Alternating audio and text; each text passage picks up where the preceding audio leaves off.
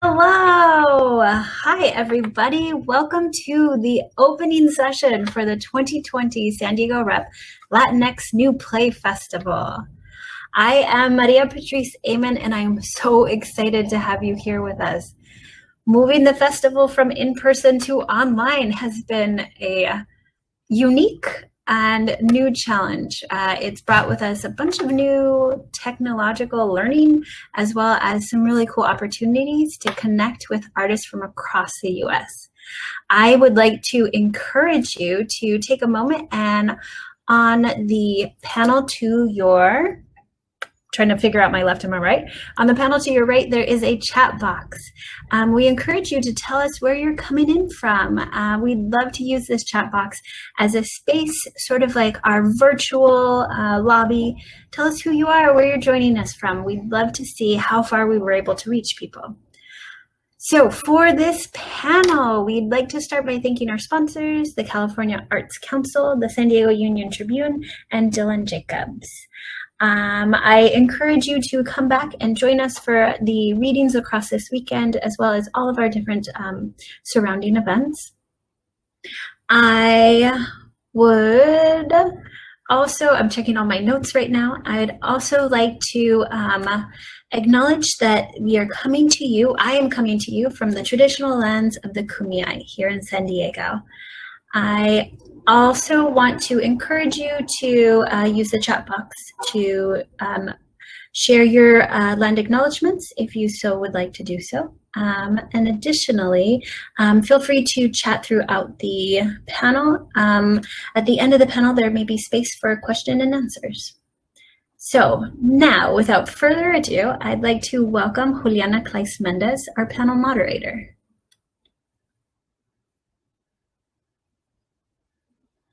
And Juliana, if you'd like to click the blue share your audio and video, we will join you to the stream. David? Hello.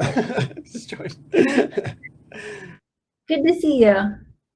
As we bring up our panelists, I'd also like to let you know if you're experiencing any technical difficulties, please send us a text at 619-940-6041. I am going to add that number to the chat section. Hello, Juliana. Hi, Patrice. So happy to be here. Apologies, I had to refresh my screen, as we often do. No worries. I am so glad that you're able to join us and moderate this conversation with us. I cannot wait to be introduced to all your panelists. I'm going to step out of the room. Well, step out of the stream. I'll still be here in the room with you, but I'm going to close out my camera so that y'all can have your conversation. Enjoy, y'all. Yay!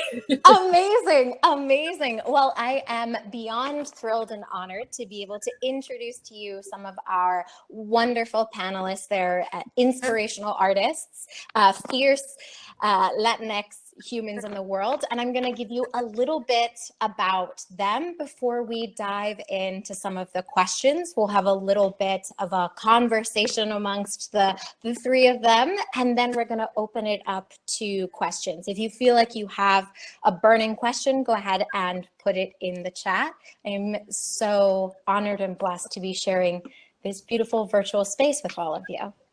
Excellent. So to my diagonal southwest, we have the beautiful Daphnie Sicre. She teaches directing and theater for social change at La Jolla Marymount University, engaging in anti-racist and cultural competent theater practices. She facilitates theater of the oppressed workshops that are remixed with hip hop pedagogy. When she's not teaching, writing, or conducting workshops, she can be found directing. She recently directed on Zoom a staged reading of Waiting for Godines by Daniel Olivas for Playwrights Arena, a podcast for Sharon Francis's Ash and Feather, and her LMU debut was In the Heights. She also has numerous New York City credits, directing credits, which include Jose Casas' 14, Shower Me at Fringe NYC, Stranger for Staged Black, where she won Best Director and was nominated for About Eve. To my West is David Israel Reynoso, who is the creator and director of the upcoming Fortaleza, which he created with his company Optica Moderna. They've worked together to produce the acclaimed productions in 2019, Las Quinceañeras, and in 2017, Walking Llorona, which both premiered at La Jolla Playhouse's theater Without Walls Festival.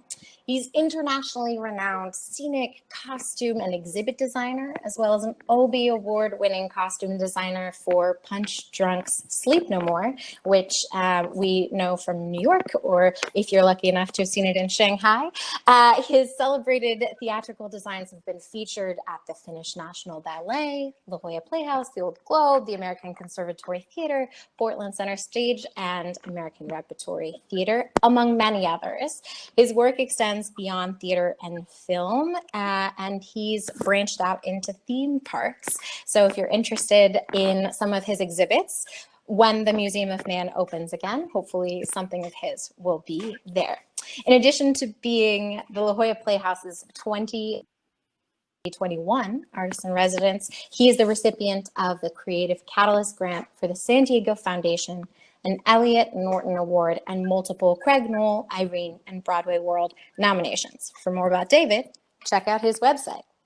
And south of me is the wonderful Robert Castro. Hi, Robert. Robert directs classics and new works across the U.S. and internationally. His resume has the Public Theater, the New York Theater Workshop, La Jolla Playhouse, Center Group LA, the Santa Fe Opera, Wiener Festwochen in Austria, Bolshoi Opera in Russia, Teatro Real in Spain. He served as the associate artist at the Mark Taper Forum, the Institute on the Arts and Civic Dialogue at ART in Harvard, and of course, Teatro Campesino.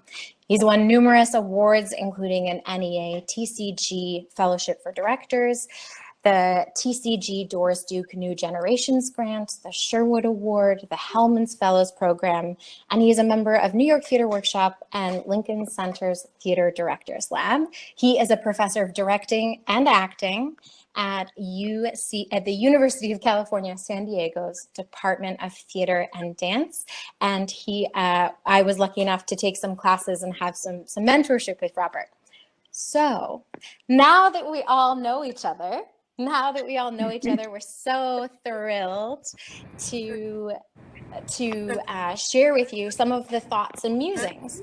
So I think the first question that's sort of on everyone's mind right now, as we are engaged in this moment of virtual fellowship, is how has COVID shifted the work that we do as theater makers? Excellent question.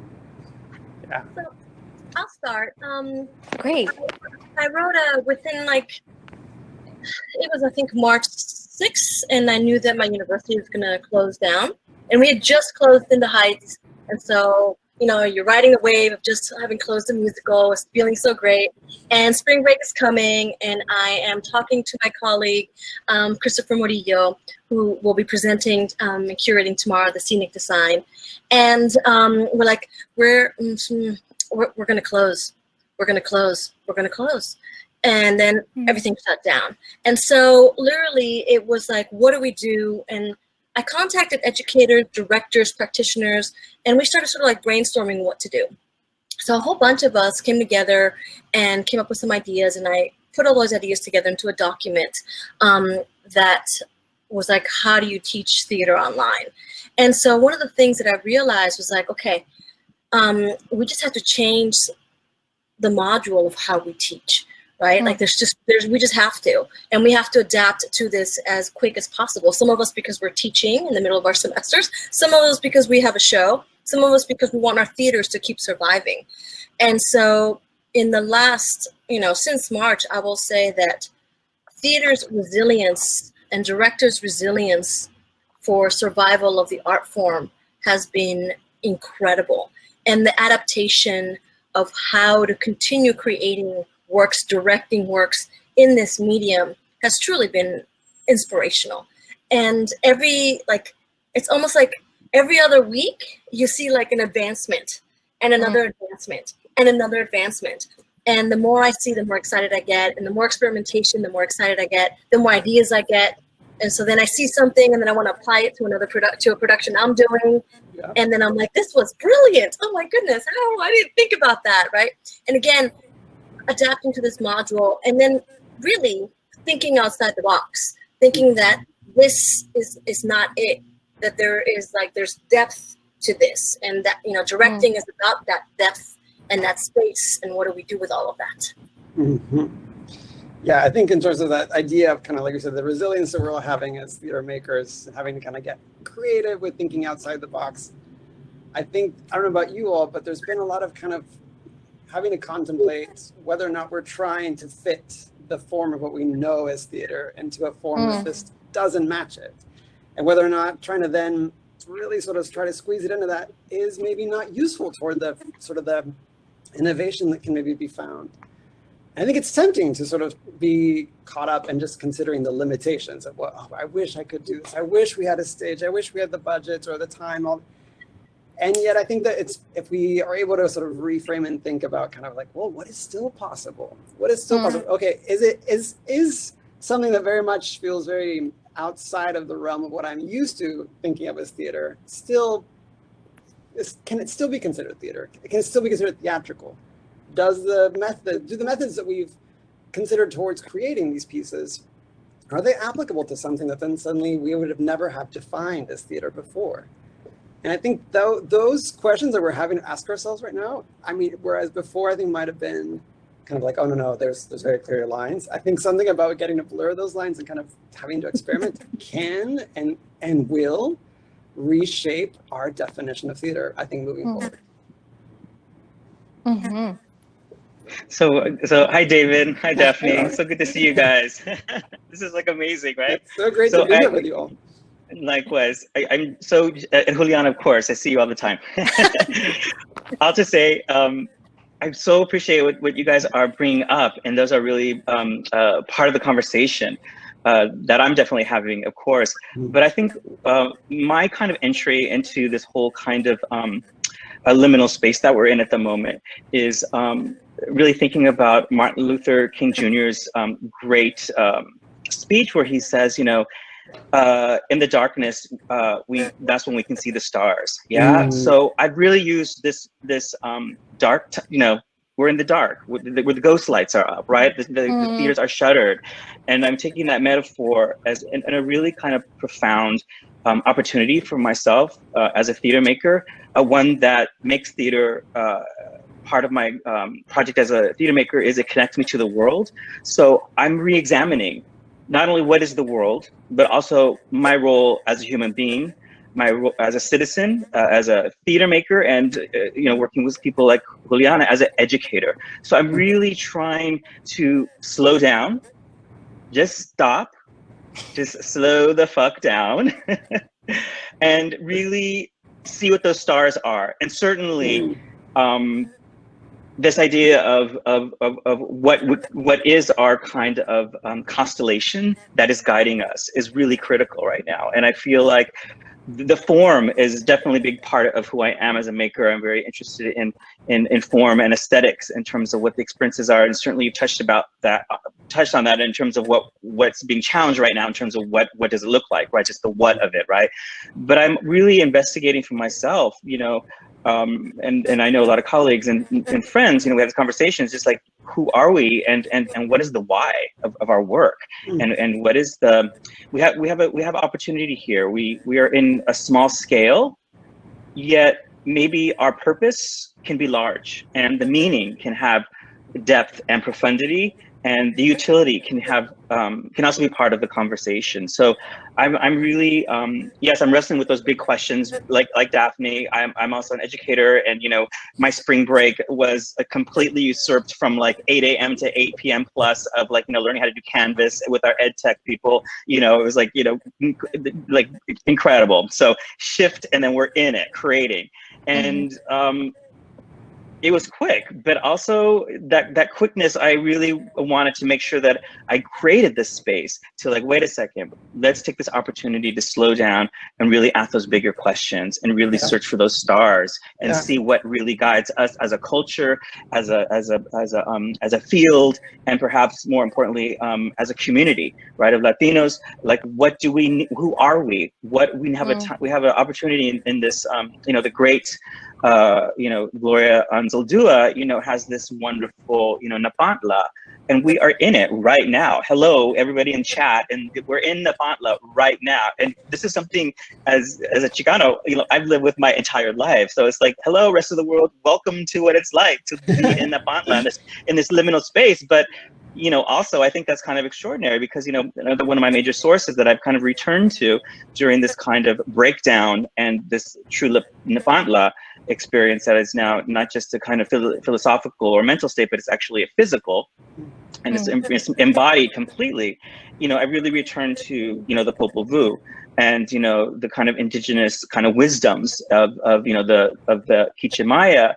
And, you know, I always am so moved by that book and the opportunity to consider, you know, the language that they share. And as we know, in the Kichimaya, they have no word for I. They only work in we. So I've been really thinking about, okay, what is that we-ness, right? What is the we-ness? What are the stars? What is the purpose of all these things? And certainly, you know, I am a maker of theater, and those questions of what does it look like formally? What does digital platforms have to offer us? You know, those are important questions for me. I'm definitely interested in that, but I really kind of, I'm still wrestling with these big questions as I try to figure out what is my next step. Thank you.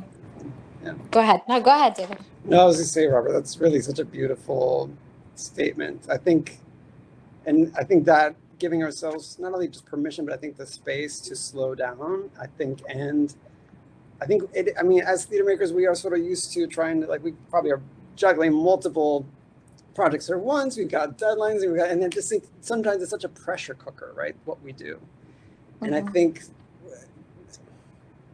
to be able to slow down and then think about, all right, if I then now had the opportunity to revisit those projects that something got sort of interrupted, would I make the same choices now that I have had time to slow down and think through, was I just sort of just rushing through because that's sort of what I'm used to doing? And I think that kind of, what I loved about kind of this idea, kind of, you said, sort of this idea of kind of looking at the constellation, sort of thinking about what is guiding us in terms of our art making. Those are profound questions that I think when we allow ourselves to sort of submerge ourselves into that, then it informs our micro decisions when we're in the pressure cooker again. So I think I love that statement, and I think I'm gonna take that to heart, Robert. Well done. Yeah. I also think there's a privilege that comes with being able to slow down, right? Because there's some directors that their livelihood was shut down, and how are they paying their rent, right? So then all of a sudden it becomes, yes, it's wonderful to be able to pause, but how am I going to pay my rent when my art form has that's a really big question. That is a serious question, and just, you know, as an educator, you know, I'm on faculty. I get direct deposit every month, and I know that's a privilege. Just talking about that is really, really a good point to kind of bring into the conversation. And Daphne, you know, it really is a privilege and as a luxury, because I have many colleagues, and you know, certainly I had many projects that were canceled this year, but nonetheless, you know, I still have, you know, support from my teaching job, so to speak, which I'm really grateful for and which I'm committed to. But, you know, I think I'm just putting in a bigger context. I mean, the other kind of book that I'm also reading right now, and that's really been guiding me, and is something that I've shared with Juliana in my directing courses, that we always kind of have a tandem sacred text in the room.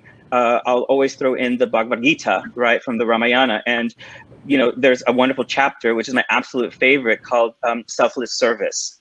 And that is such a critical kind of responsibility of what you're talking about, Daphne, right? It's like, yes, we have a kind of selfless service as artists, as human beings, as people who are living next door to neighbors that are less fortunate than us, that don't have jobs and don't have homes or whatever the case may be. So it's like having to kind of really, really transform and shift and pivot. We've been using that word a lot this time, right? But really pivot, as human beings, and really prioritize what those are, but also understanding the complexities and understanding the kind of difficulties and the challenges of doing all those kind of necessary adjustments for equity in this democratic, project that we are in. Yeah, and if I could, sorry, I just think I wanted to sort of adjust our frame here to sort of work in one more layer, which is in this sort of simultaneous pressure cooker of needing to make work to stay employed and adjusting to a new form while having the time where there's a sense of pause and in-betweenness. How has this changed your approach to the work, right? How has this changed your approach as a theater director? If we can go sort of one layer deeper into how you specifically are meeting this time. So I want to ask that. Well, I've been directing more than I've ever directed before. Who knew? Which is really, really crazy. And I am. And plus a full-time teaching schedule. I'm in the process of working on 2 productions that I'm directing right now and prepping for the next one. And in the summer, I was working on 2 productions at the same time. And I think that the shift has been is that I am now directing from my home, and I can direct anywhere in the world. So I don't, so someone in New York can ask me to direct something and I can direct that. Someone, in Spain can ask me, someone in Mexico can ask me, and I can direct that. And I can get actors from anywhere in the world right now. And so that's sort of been really the sort of blessing in disguise of this. And as a I say mid-career director who's been teaching and more than being able to focus on my craft of directing, this is really helping me build a portfolio to be able to direct more. And so that's, but it's still kind of crazy that you're doing this inside your home and that you're working with actors inside their homes and that you're trying to create these worlds inside their homes. And I'm in a festival right now, which it's the LA Alternative LA Theater Festival. And it's like all of these individual LA theaters, like small intimate theaters come together. And let me tell you, they're going all out. They've got like kits that they're sending to like their actors. And there's a whole coordination about the kits. And the kits come with lights and a green screen and this and that. And the play I'm directing actually takes place in Zoom, so I don't need that. But it was really, I was like sitting there being like, oh my God, we have adapted so fast. Again, going back to what you were saying, like, have they even taken a breath? I don't think they took a breath. I'm like, how what? And in the craziness. But then in teaching, I teach and directing this semester, so until my students are sitting there, like I had 16 students in the class, and it went down to 10. And the students who dropped the classes because they didn't want to take directing in this model. And the ones that are there, I remind them that we're going to be doing radio plays. And the beauty of radio plays and the beauty of being able to do everything and learning everything a director does. The only thing you're not going to be able to do is like that physical blocking of the bodies on a physical stage. But everything else, you're going to learn to do. And so you're still going to walk out of this classroom knowing what it means to be a director and how to be a director. And so they're also going to be doing individual scenes and things like that on Zoom too. But so that they know that there's many levels to what defines being a director. And this space shouldn't limit what we can do in our creativity. I think that's so Daphne, I just want to follow up on what you were saying about the economics, right? I don't want to lessen, or how you, beautifully, yes, you're directing more, right? There's the opportunities, the kind of, the kind of challenges that we were having economically, we just talked about before. What's been really exciting about during this time also is that we're not really focused on money, right? It's really our imaginations is the kind of cachet, and we're only as rich and as kind of vibrant and as necessary, pure form right now, right? And my challenge is going to be how do I maintain the integrity of that when we are able to kind of, come together in physical space. But I love that we've taken out the conversation of money in some degree, right? I'm not going to lessen the economic challenges that we talked about previously, but it's not part of, but are different, but it's different now. And our imaginations are the limit right now. And so I love that you share that. Yes, the creativity is like off the charts and it's really thrilling. And I mean, Yes. it's so great not to hear no for money or budgets, right? It's like great. Right. It's like, everything is possible right now. It's like total possibilities, which is fantastic. It's our imagination. I think that's also true. I think the idea of kind of a bit somehow in my sphere of existence, the word adaptability has been sort of like coming up a lot. And I think something that we as theater makers that we have as kind of a superpower is that we're highly adaptable people, right? I mean, it's just something that I think it's like, all right, you're saying I only have $500? Great. We're going to make that $500 go a mile. But I think that the one thing I've been asking myself a lot is sort of like, all right, is it possible to take kind of descriptors of what I knew as theater before? Okay, certainly theater, there's an aspect to it that sort of, there's the live component, there's an aspect to it that's wonderfully ephemeral. If you didn't see it, you missed it. And it doesn't exist after it's over. There's something about it that's heightened. I mean, all these things that we might use to describe, what we knew of what we did. Let's keep those same words. And then do those still apply to something that looks very much not like what we knew it?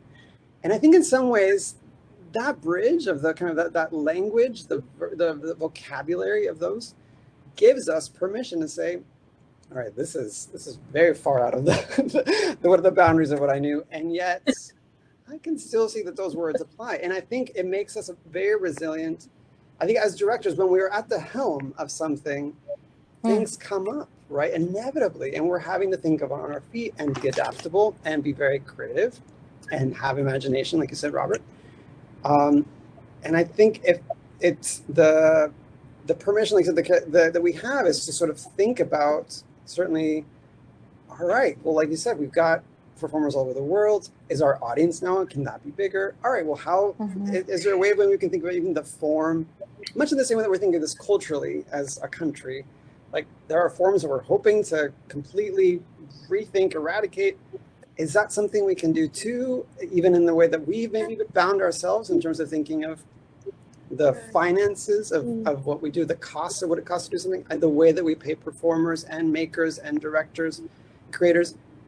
Is there a way in which that can be more sustainable and then the money goes to that instead of all the sort of bells and whistles that we tend to think makes the razzle dazzle of what we do? Yeah, I appreciate what you're saying. Yeah.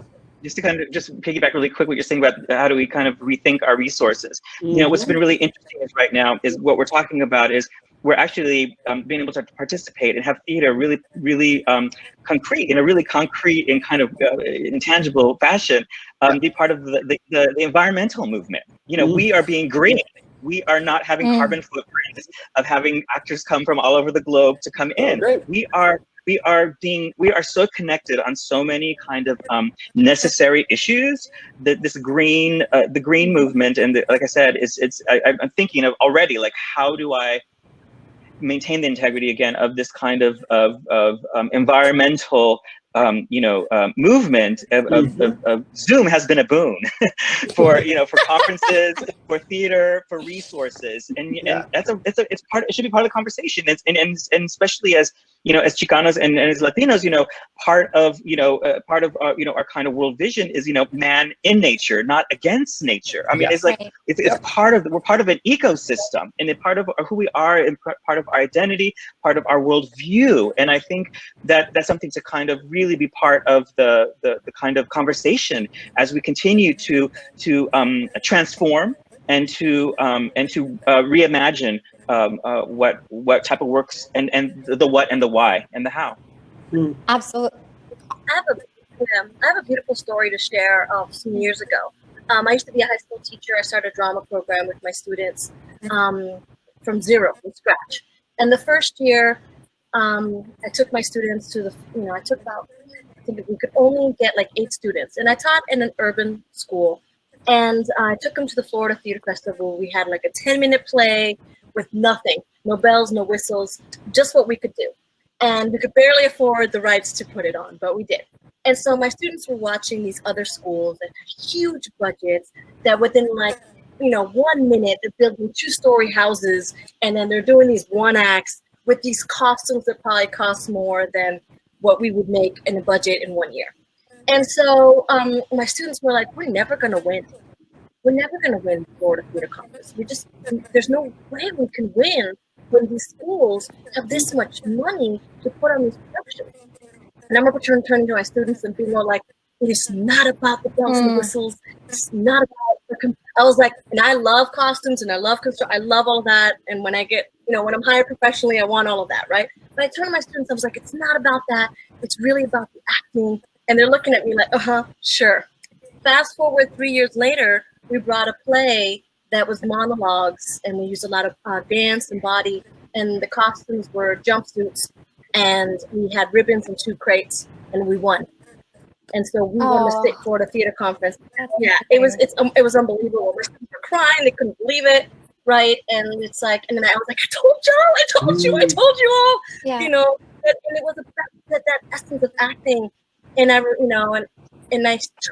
carry that with the work that I'm doing right now.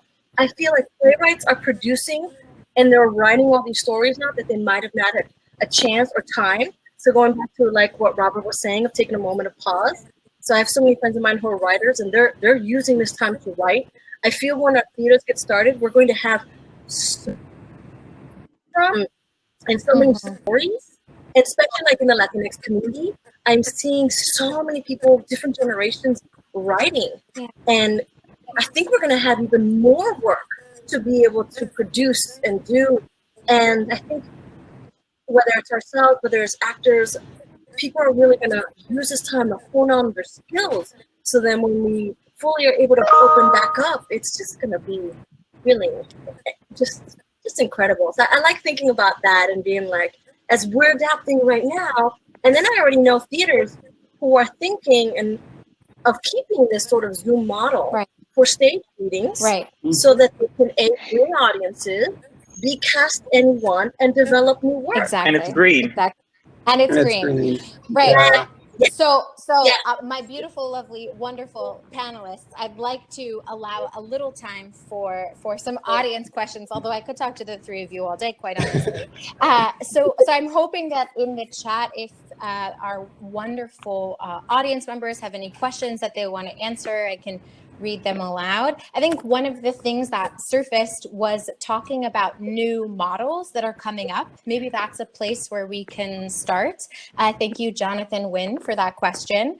So we're seeing Zoom plays. What else are we excited about making, seeing?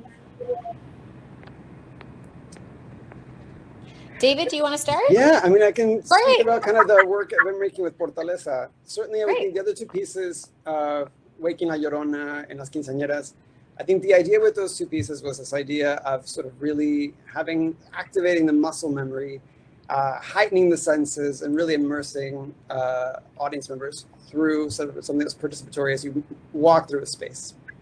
And the idea with those 2 was kind of really sort of this idea of challenging your vision. They both began in kind of these odd sort of opticians' offices in which your vision was challenged, and then you sort of put something on that kind of created some blinders. And ultimately, the idea was for you to kind of maybe reconsider assumptions you've made about those subject matters. This idea, the story of La Llorona, we think we all know it. We have familiar, if those who don't know it might have need to be exposed to it. Those who know it may assume many things about it and have not considered others. So it felt that was a framing device for those 2 pieces. So when I was approached about creating a piece for the Digital Wow for La Jolla Playhouse, I was I thought, I don't know how to do that in a way that, so much of it is just the idea of like really being in close proximity with performers. And then I started to really think about, ultimately in those two pieces, it's all about getting the audience to feel lost, to kind of get lost for a moment. And this idea that when you are alone, you behave quite differently than when you feel like you are being observed by your peers. And so when you allow yourself to kind of get lost in a story, in a space, it can leave an imprint on you in a way that feels pretty remarkable. And so I thought, okay, our relationship right now in a digital way is very much through this screen. And I think we can certainly get a bit fatigued by that sometimes. And this idea of kind of like, all right, everything is this model. So I thought, is there a way of maybe even changing the posture in which people look at a screen? So I came up with this thing that then when you get something mailed to you when you buy a ticket, you put something together that then when you look at a screen through this device, and suddenly your senses are now at high alert in a way that they suddenly weren't, because you are free of the distractions of sort of your living room or wherever it is that you are. And you allow yourself, it's kind of like when the lights go down in the theater and suddenly it's just about the curtain rising or whatever. It allows you to forget where you've been and really dive into the world. And I think I wanted that same experience when I went to go participate in this. So I thought, how can I create that?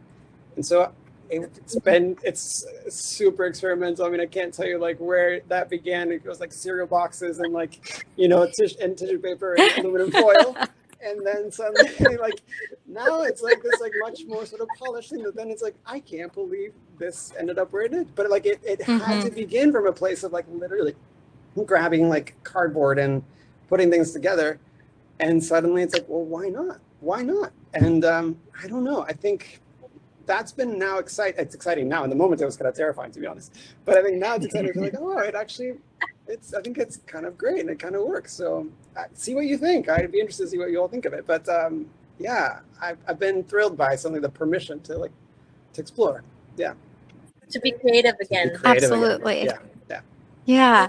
And so as we're answering this sort of like new models that you're seeing, maybe you could pepper in other experiences that you thought were successful and maybe why. Daphne? I have to. Goodness.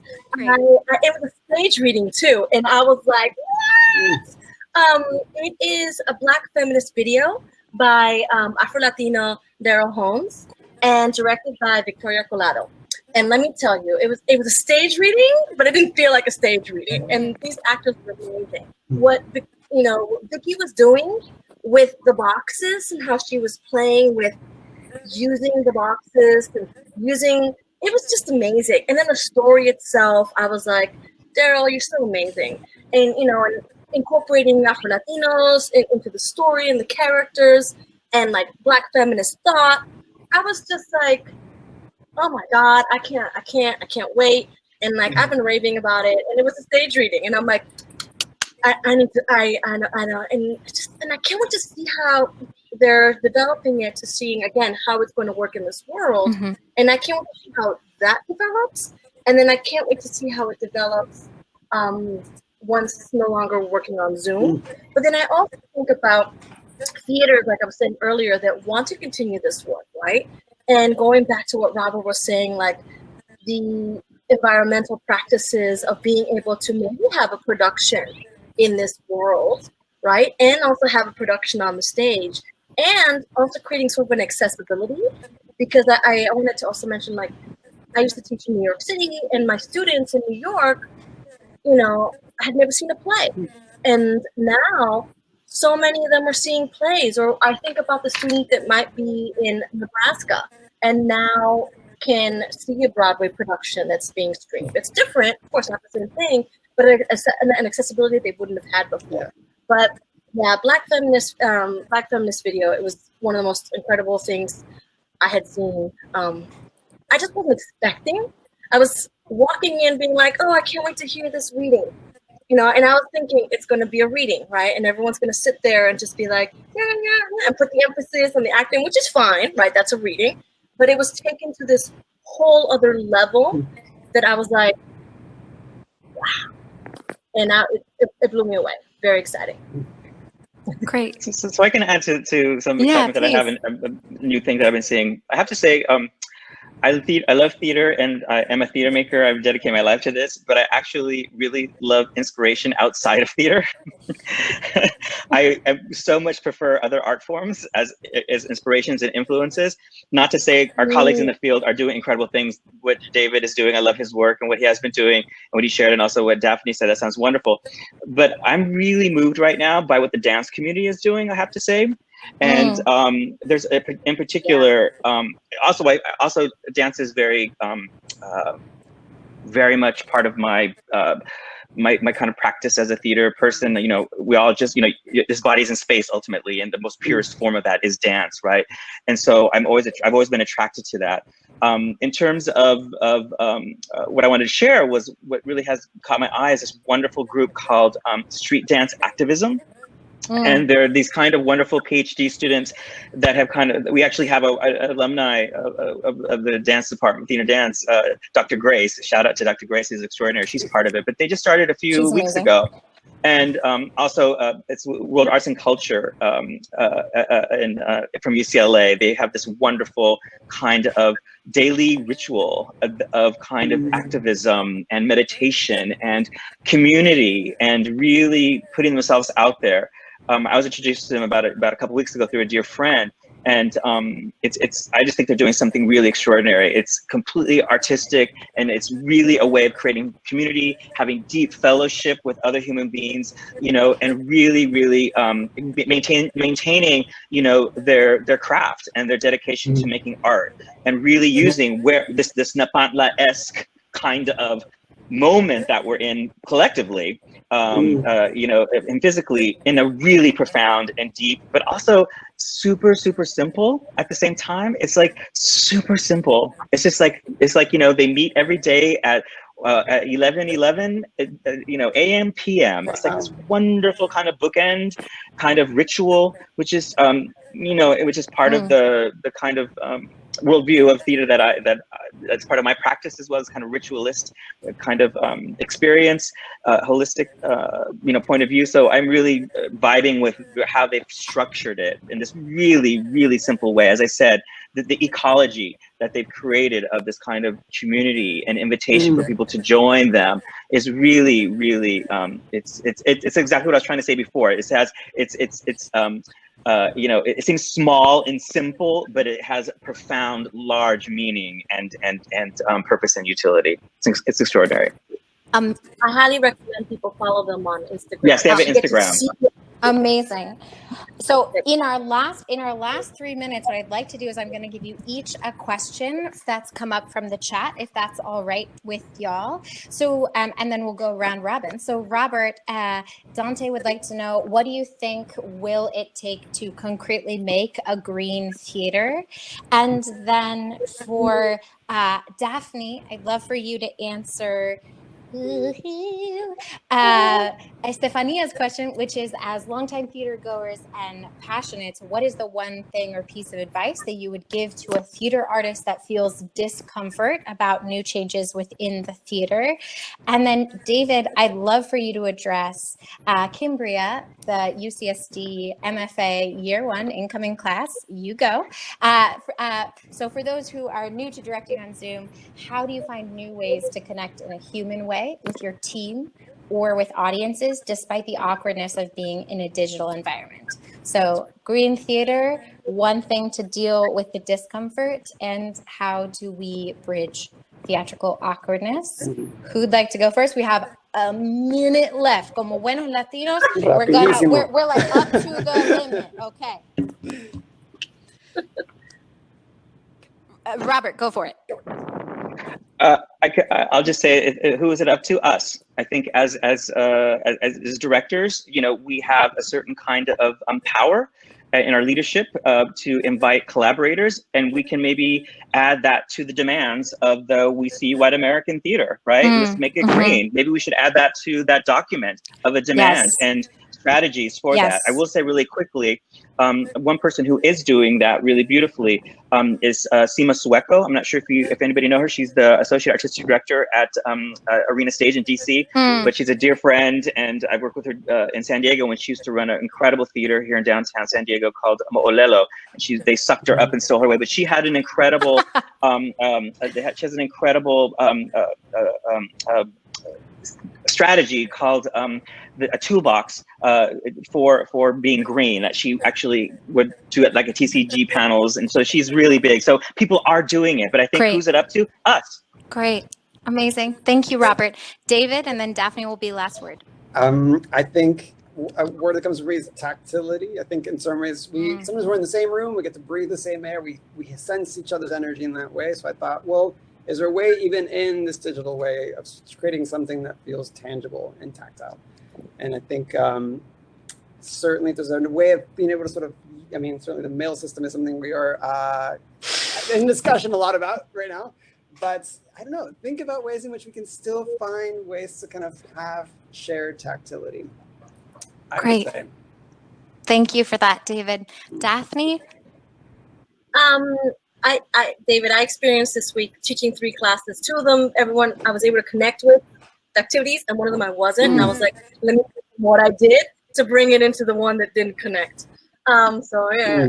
But going to the sort of question about a piece of advice, I think to be fearless is the most important thing, and to not be afraid of failure also. I mean, we're all in this place for the first times that people have used this modality before, especially in performance studies. There's literature about using this modality, so I can't say what it is. But to not be afraid to experiment, to not be afraid to fail. And in that failure, we're going to find just beautiful pieces of art and theater. And isn't that what the whole rehearsal process is about? So just want to leave it at that. That's amazing. Great. That is so beautiful. What a sentiment to end on. Well, thank you so much, David, Robert, Daphne. Truly a beautiful time to share space, virtual and digital, but still space together.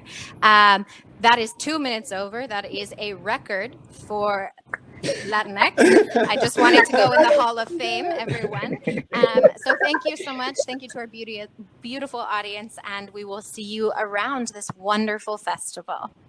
Bye, everyone. Thank you so much. Gracias. Bye. Adios. Adios. Bye.